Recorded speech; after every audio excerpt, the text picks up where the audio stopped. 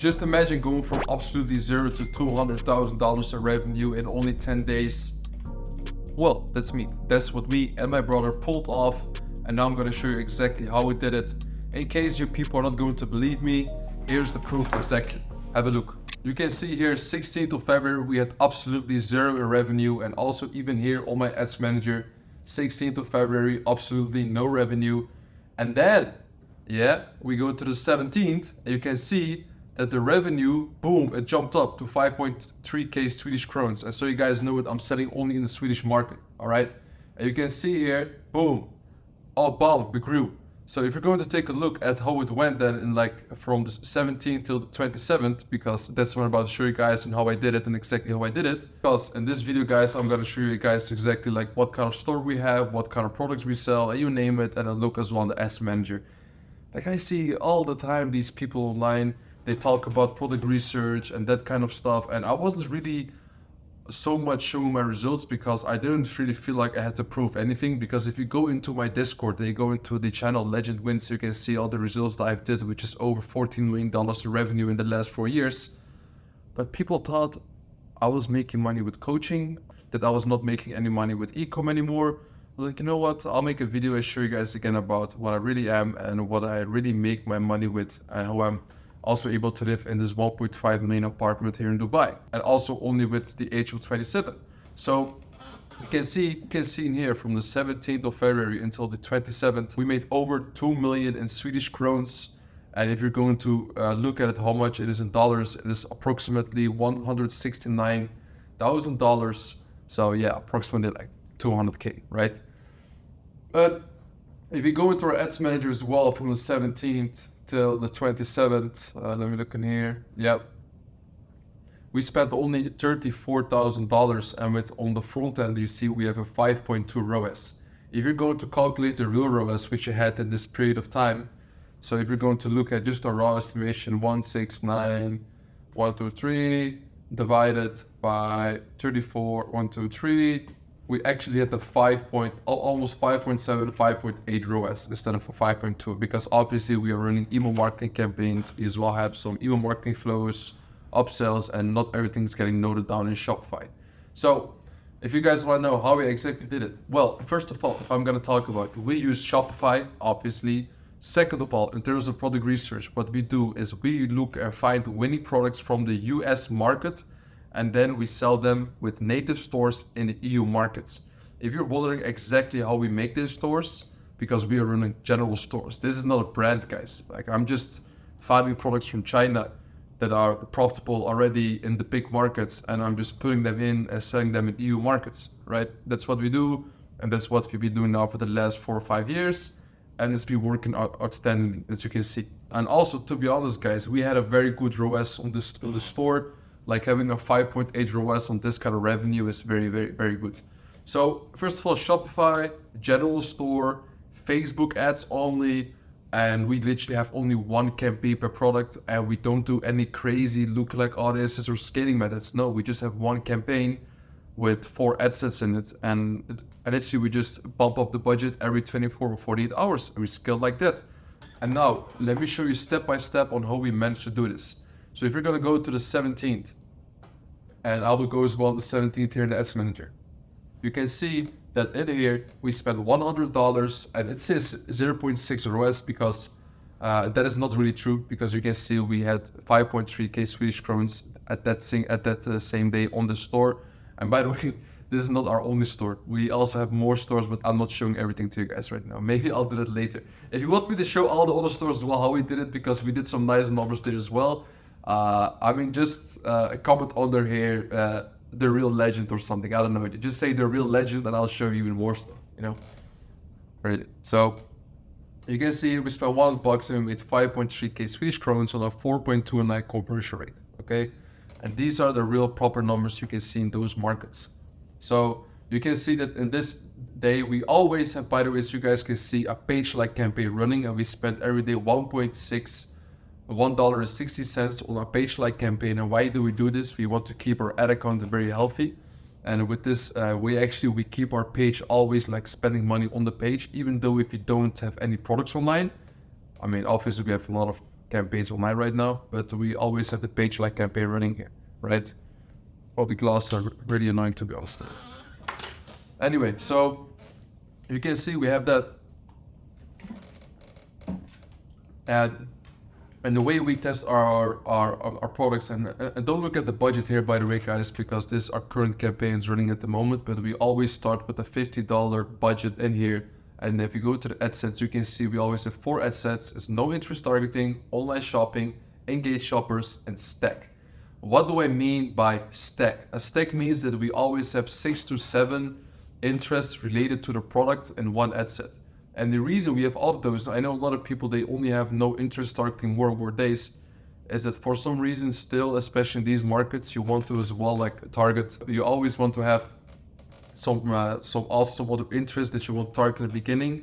And once Facebook finds like the purchases as well, like in those interests, it's going to go a lot more broad and spend more money there. You will also see later that most of the times the campaign spends more money on a no interest or this like no interest target campaign, but still in the beginning it's very nice to have those those interests like campaign, because you will see a lot of sales coming in through here. So if we're going to look further now on the second day, how did we do? Because in here we are basically just, and by the way, it's $100 in here because we had the ad spend in it. Our ads weren't running for a long time. You guys know Chinese New Year's, we didn't run any campaigns. At some point we even did maybe like 200 euros revenue a day, because we didn't want to get the risk of getting our payment processes being shut off or having supply chain issues and customer complaints. We always keep it fully white hat. Even though sometimes people can have a weird look on dropshipping, it's just the way we do it and it works for us. Karma is real, guys. So if you go to the second day on the 18th, now let's look how much revenue we did here. We did 3.1k in Swedish krones, which is, as you can see, like compared to like at the first day, it's even lower. And I believe this happened probably due to like ad spend limit that we had. So let me check in here. 18th. Yeah, it was the same budget. We couldn't spend more. We were really like pissed off. We were like, why is this? Why do we have an ad spend limit? Because we're using HC ad accounts, right? But that was because there's a lot of scammers on Facebook right now. And if you don't spend a long time with your ad accounts, your HC ad account, like your HC account plug, and by the way, a big shout out to them, they will just cut down the ad account, and they will put and also they will put like a limit. So if somebody hacks your system and they get into your ad account, they won't spend a lot of money, because there's a lot of people on Facebook that they have the credit card connected to their ad account, and some hacker somehow finds a way to get in, and bro, just basically they spend like $20 or $30K overnight on one of their scam campaigns. This is horrible. So if we go here as well, we didn't really change a lot of things. You can see here, I can probably look at here what was off on, or wait, 1 second. Let me look at here, the month spent. I think that's, yeah, you can see in here. It was kind of the same. We launched some new products because we weren't sure about the spend limit. And then if you go into the next day, you see directly, we jumped from literally, we had in here 3.1k in Swedish krones in revenue. And then the next day on the 19th, we had 24k Swedish krones. And also, by the way, the conversion rate was still very nice. If I'm gonna look at the ROAS that we had in our ad account on that particular day, we spent approximately $500, and we had a nice, it says 4 ROAS, but it's not like 5 ROAS. You can see almost 4.8 ROAS, very nice. And you can see what we did in here. We just jumped the budgets up. And by the way, so you know, every single campaign here is a different product, literally. And you can all see here the clicks that we have are as well very nice. And in case you're wondering, Faruk, you're not even looking at the click-through rate, at the CPMs or whatever, because I just genuinely don't care about these metrics. The only metrics I do care about is the budget, amount spent, the clicks, the add to carts, and the ROAS, and the purchases, and as well my CPA, which is like my cost per result. Because you have to understand one thing, is that the CTR, CPM, and with those metrics, they're at the end all linked into the amount of link clicks that you have.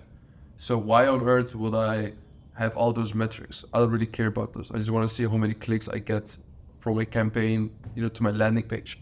And why do we have add to carts or ROAS and not even to initiate checkout? Because if you have a lot of add to carts and you don't have a lot of sales, you can always consider lowering the price, because that is the single metric that has the most impact on your kind of campaign, you can say, in order to get them convert from add to cart to like a purchases. At some point you can't make the price too low, because then obviously like you wouldn't make any profits.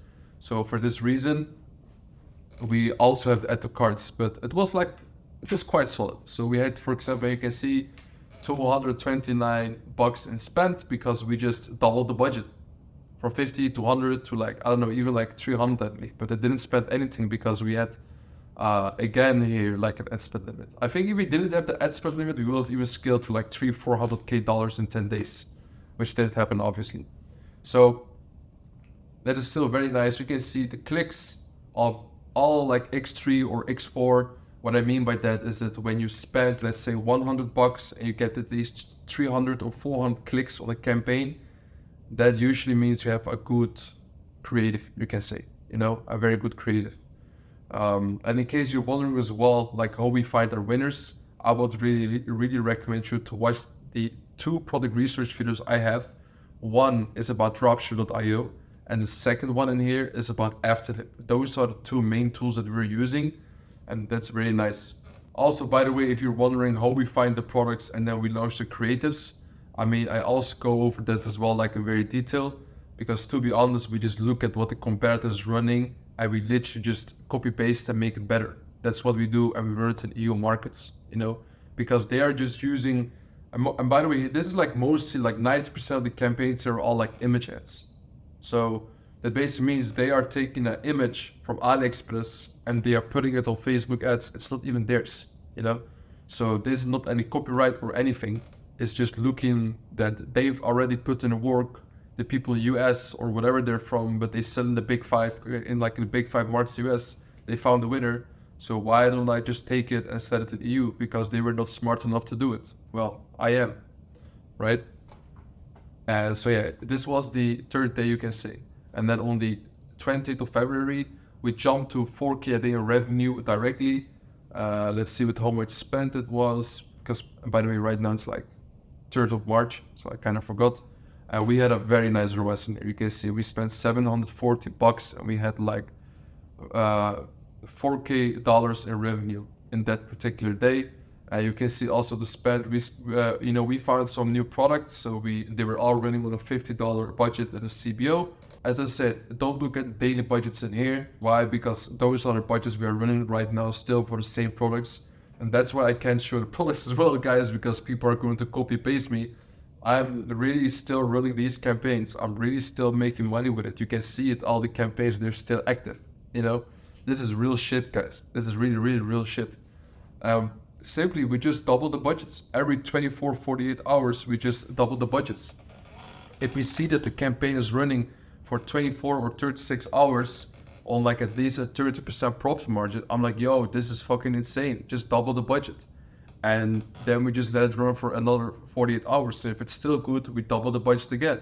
Until the ROAS, it goes like shit. So when I say shit, if like the profit margin drops like around like 10% or lower, then I'd say like, yo, let's chill, you know, let's scale down the budget and control the ROAS again.